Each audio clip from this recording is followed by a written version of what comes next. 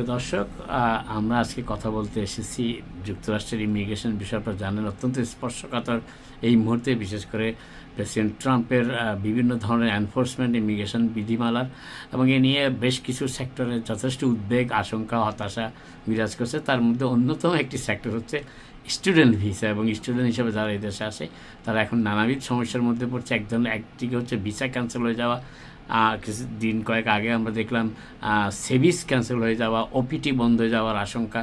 তো সব কিছু মিলিয়ে আমরা আজকে কথা বলতে এসেছি, বিশেষ করে যুক্তরাষ্ট্রে যে সমস্ত ছাত্রছাত্রীরা F1 ভিসা নিয়ে এসেছেন এবং তাদের স্ট্যাটাস বজায় রাখা, এই দেশে লেখাপড়া করে তাদের এই দেশে চাকরির সুযোগ, কিংবা ধরেন H1B ভিসা নিয়েও আছে যারা এই দেশে লেখাপড়া করছেন, তারা H1Bতে রূপান্তরিত হয়ে পরবর্তীতে কীভাবে গ্রিন কার্ড পেতে পারেন, এই বিষয়গুলো নিয়ে মোটামুটি একটা খোলামেলা আলোচনার জন্য আমরা এসেছি, যা আমাদের নিউ ইয়র্ক কমিউনিটিতে অত্যন্ত পরিচিত ইমিগ্রেশন অ্যাটর্নি জনাব খায়রুল বাশারের সাথে। জ্যাকসন হাইটসের অত্যন্ত পরিচিত এলাকা ব্রডওয়ে এবং 37th এভিনিউর কোনায় যে অফিসটি, আপনার সুন্দর দৃষ্টিনন্দন ভবন, সেই ভবনের 3 তলায় ওনার অফিস, সেখানে আমরা এসেছি কথা বলার জন্য। Khairul Bashar, attorney at law. Khairul ভাই, আপনি কেমন আছেন? ভালো আছি, ধন্যবাদ। নাজমুল ভাই, আপনি কেমন আছেন? এবং আপনি তো শুনলেনই, আমাদের দর্শকদের জন্য জানালাম যে আমরা কেন এসেছি। ওপিটি এবং সেভিস ছাত্ররা সংকটে পড়েছে তাদের স্ট্যাটাস বজায় রাখার ক্ষেত্রে। তো সর্বশেষ যেটি আমরা দেখলাম যে সেভিস ক্যান্সেল হয়ে যাচ্ছে এবং অনেকে ওপিটি থেকেও বাদ পড়ে যাওয়ার সম্ভাবনা। ওপিটি হচ্ছে অপটিক্যাল প্র্যাকটিক্যাল ট্রেনিং। F1 স্টুডেন্টরা যারা লেখাপড়ার ডিগ্রি অর্জন করার পর সাধারণত 1 বছরের জন্য এদেশে চাকরি করার সুযোগ পায়, এবং সেই চাকরির সুবাদে তারা পরবর্তীতে H1B ভিসা কিংবা স্পন্সরশিপের মাধ্যমে এই দেশের স্থায়ী বাসিন্দা, পরবর্তীতে নাগরিক হতে পারে। তো এই ব্যবস্থাটি সংকুচিত হয়ে আসছে। তো এই মুহূর্তে যারা এই বিষয়ে দেশে এসেছেন তাদের মূল করণীয়টা কি, এই সেভিস থেকে বাতিল হয়ে যাওয়া কিংবা ওপিটি? ধন্যবাদ নাজমুল ভাই, আপনাদের ভিউয়ার্সের অনেক অনেক শুভেচ্ছা এই অনুষ্ঠানে সংযোগ হওয়ার জন্য। ইটস ভেরি ইম্পর্টেন্ট ইস্যু আমাদের কমিউনিটির জন্য। আমি আমাদের কমিউনিটি বলবো না, এটা গ্লোবাল একটা ইস্যু এখন রাইট নাও। আপনারা সবাই দেখছেন জানুয়ারিতে অনেক স্টুডেন্টদের সার্ভিস টার্মিনেটেড হয়ে যায় very beginning of the session, মানে ট্রাম্প অ্যাডমিনিস্ট্রেশনের বিগিনিংয়ে। এটা প্রধান কারণ ছিল যাদের ইমিগ্রেশন ভায়োলেশন ছিল, যাদের মাইনর ইভেন ডোমেস্টিক ভায়োলেন্সের জন্য অনেকের অ্যারেস্ট ছিল, সাইটেশন ছিল, সবার সার্ভিস টার্মিনেট হয়ে গেছে। অলমোস্ট 6,000, মোর দেন 6,000 স্টুডেন্টদের সার্ভিস টার্মিনেট হয়ে যায়। পরে এটা কোর্ট পর্যন্ত গড়ায়। কোর্টে যাওয়ার পরে যাদের মাইন ভায়োলেশন ছিল তাদের সার্ভিসগুলো রিইনস্টেট করা হয়। বাট এখনো অনেকের সার্ভিস টার্মিনেট হচ্ছে। কেন হচ্ছে এটার পিছনে যদি আমি বলতে যাই, নাম্বার 1 হচ্ছে তারা যাদের F1 স্টুডেন্ট ভিসার যেসব রুলস অ্যান্ড প্রসিডিওর আছে ওরা মেনটেন করে না। যেমন ধরেন আমি এক্সাম্পল দিতে পারবো। তো অনেকে যেমন ধরেন রেগুলারলি ওদের ক্লাসে মেনটেন করে না। 5 মাস যদি আপনি অ্যাবসেন্স থাকেন স্কুল থেকে, তারা আপনাকে সার্ভিস টার্মিনেট করে দিতে পারে। But at the same time আপনারা রিকোয়েস্ট করতে পারেন উইদিন 5 মান্থসের মধ্যে রিইনস্টেট করার জন্য। আমরা করেছি এবং we are success in reinstate the service. But unfortunately এখন current immigration situation is not friendly to all.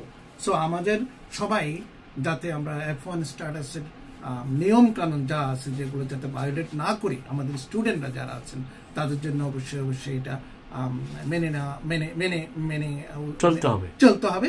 যে নিয়মগুলো আছে স্কুলে মেনটেন করা। যেমন অনেক স্টুডেন্ট আমাদের কাছে আসছে, স্টুডেন্ট ভিসা নিয়ে আসছে, 2 মাস কলেজে গেল, end of the semester continue করে নেই। এখন সার্ভিস টার্মিনেট করে তো দিবেই, আপনি তো কন্টিনিউ করেন নাই এবং ফিও দেন নাই। এমন আমাদের কাছে আসছে বলে তুমি আমাদের ফি দিলে we can try to reinstate your service. But এরা আরো করে নাই, অনেকে অন্য রাউটে চলে যাচ্ছে। বাট স্টুডেন্ট যারা একদম রিয়েল স্টুডেন্ট, তাদের আমি অবশ্যই অ্যাডভাইস করবো maintain your status and follow the law. আবার ওপিটি, অপটিক্যাল প্র্যাকটিক্যাল ট্রেনিং যেটা বলা হচ্ছে, এখন লিমিটেড করে দেওয়া হচ্ছে। অনেক ক্ষেত্রে অ্যাকসেপ্ট করা হচ্ছে না, কিংবা ওপিটি বাদ দিয়ে দেওয়ার একটা প্রপোজাল চলছে, তাহলে এই ক্ষেত্রে ছাত্রছাত্রীরা জব পাওয়ার ব্যাপারে কি করতে পারে? ওয়েল, ওপিটির জন্য এখন বাদ দিচ্ছে সেটা আমি বলবো না। ওপিটির জন্য সাধারণত প্রথমে 1 ইয়ার দেয়, তারপর আপনার স্টেম যারা আছে, সায়েন্স টেকনোলজি, হ্যাঁ সায়েন্স টেকনোলজি এন্ড ম্যাথে যারা আছে ওদের জন্য 36 মাস পর্যন্ত এক্সটেনশন করে ওপিটি, স্টেমে মানে science technology engineering and math, exactly. তো ওই সেক্টরে যারা আছে দেওয়া লাখি, তারা যদি রিলেটেড ফিল্ডে যদি জব পায় অবশ্যই তারা দেখেন কন্টিনিউ। এখন টার্মিনেট করে দিচ্ছে কারা, কাদের টার্মিনেট করছে? কারণ অনেকে ওপিটি নিয়ে তাদের ফিল্ডে কাজ করে না, ওদের টার্মিনেট করে দিচ্ছে। তো আপনি অ্যাডমিনিস্ট্রেশনকে আমরা ব্লেম করবো না, দে আর এনফোর্সিং দ্য ল। আগে করতো কি, ওপিটি নিয়ে আপনি টেকনোলজিতে মাস্টার্স করলেন, মাস্টার ইঞ্জিনিয়ারিং এ, আপনি ওপিটি করছেন, ওপিটি নিয়ে আপনি করছেন অন্য not related to your field. ওইটা তো দেওয়া হয়েছিল অপটিক্যাল প্র্যাকটিক্যাল ট্রেনিং এর জন্য, এক্স্যাক্টলি। তো অনেকে ওপিটি অপশনাল প্র্যাকটিক্যাল, হ্যাঁ অপশনাল ট্রেনিং। সো ওরা রিলেটেড ফিল্ডে কাজ না করার কারণে এদের ওপিটি গুলো এখন ওরা ক্যান্সেল করে দিচ্ছে। তো সুতরাং আমি বলবো না ঢালাও ভাবে সবার ওপিটি ক্যান্সেল করছে, দ্যাটস নট ট্রু।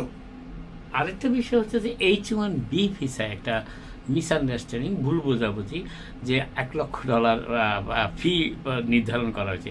এই ব্যাপারে আমরা যতটুকু শুনেছি যে যারা বর্তমানে যুক্তরাষ্ট্রের বিভিন্ন বিশ্ববিদ্যালয়ে পড়াশোনা করছে, তারা যদি জব অফারের মাধ্যমে H1B ভিসায় ট্রান্সফার হতে চায়, তাদের সেই $1 লক্ষ দিতে হয় না। যুক্তরাষ্ট্রের বাইরে থেকে যারা নতুনভাবে জব অফার নিয়ে আসবে, তাদের জন্য এই $1 লক্ষ প্রযোজ্য। এই ব্যাপারটা কিরকম, আপনি যদি একটু ব্যাখ্যা করেন। জি জি, ধন্যবাদ, আপনি সঠিকভাবেই আপনি ক্যাচ করেছেন। হ্যাঁ, এটা প্রথমে একটু কনফিউশন ছিল, ঢালাও ভাবে $100,000 সবাইকে দিতে হবে না, পরে এরা অ্যাডমিনিস্ট্রেশন এসে কারেকশন করলো। এটা হচ্ছে যারা আমেরিকাতে F1 স্টুডেন্ট আসার পরে, পড়াশোনা করার পরে ওপিটি নিয়ে থ্রু H1B প্রসেসে যাবে, তাদের জন্য $100,000 ইউএস কোম্পানিকে দিতে হবে না।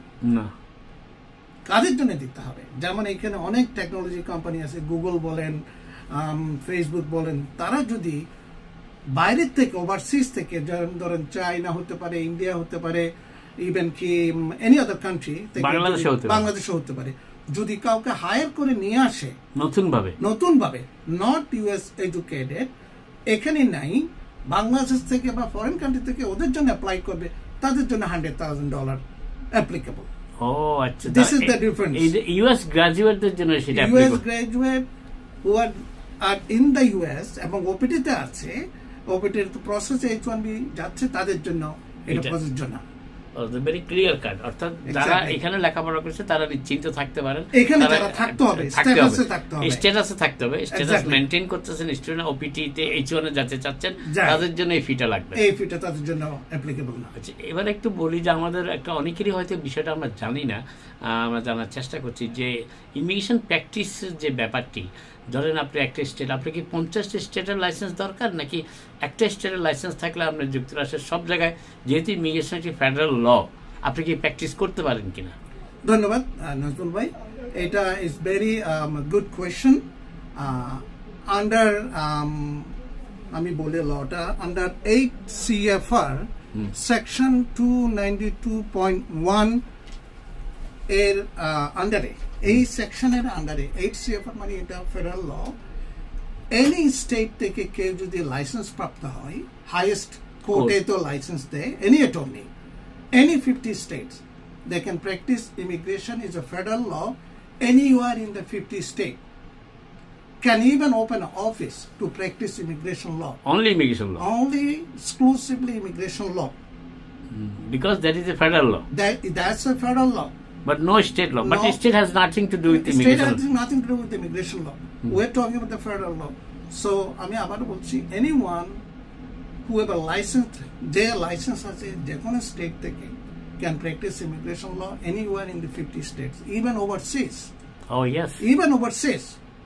এটা হচ্ছে ইমিগ্রেশনের, এবং এটা আমরা এই বিষয়ে, আপনি যদি ইমিগ্রেশন ব্যাপারে দুবাইতে অফিস খুলতে চান, you can do. I can do that. Okay. অনেক অ্যাটর্নি ইমিগ্রেশনের দুবাইতে অফিস আছে। Oh, okay. So it is a federal law. The only any federal state থেকে, highest court থেকে, যদি আপনি লাইসেন্স পাইলে আপনি you can practice anywhere. Exactly. লাইসেন্সটা হয় স্টেট কোর্ট থেকে, এনি স্টেটের হাইয়েস্ট কোর্ট থেকে লাইসেন্স দেয় অ্যাটর্নিদের। আবার সুপ্রিম কোর্টের লয়ার বলা হয় যে এটা কি, এটার ব্যাপারটা না, সুপ্রিম কোর্টের লয়ার হতে হলে you have to license in any state.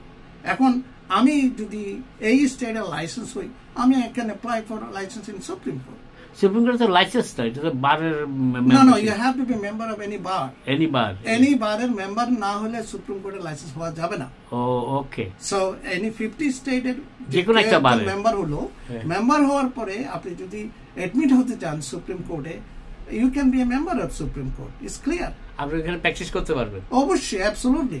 You are admitted in Supreme Court মানে you are licensed to practice in Supreme Court.